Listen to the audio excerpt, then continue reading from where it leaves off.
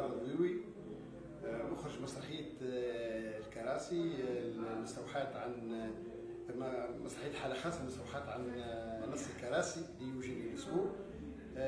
استوحاها واقتبس هذا النص صديقي رياض الزواوي في دور زوجة فدوى العياد، في دور زوج نوار الضويوي. كراسي تاع يوجيني ليسكو اللي كنا كمسرحيين نعرفوا اللي هي تكتب في فترة الخمسينات وبعد الحرب العالمية الثانية. ليست الكراسي اليوم، احنا حاولنا من خلال هذا النص ومن خلال هذا العمل اسقاط نص الكراسي على الواقع والمعاش الاجتماعي والسياسي والثقافي اللي الراهن اللي تعيشه البلاد التونسية. دونك هك علاش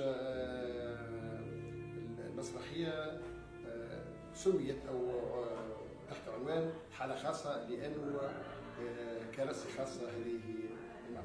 صفاقس مش جديد عليا، خاطر أنا ديما نغيب ونحضر نجي في صفاقس، خاطر تقريبا قدمت في الفضاءات الثلاثة تاع صفاقس، المسرح البلدي والمركب الثقافي الجاموسي ومرتين. هذه المرة الثانية على ربح مركز الفنون الدرامية والروحية قفصة. أنا سبق قدمت الخدمتين هنا 2018 2012 قدمت لهوة في إطار مهرجان عامر التونسي، و2010 قدمت زاد مسرحية ديناميت في إطار مهرجان عامر التونسي. وهذه المرة في إطار تظاهرة مزيانة برشا، تظاهرة جوكير برود. ما نجم كان نحييكم بالحق على اللمة وعلى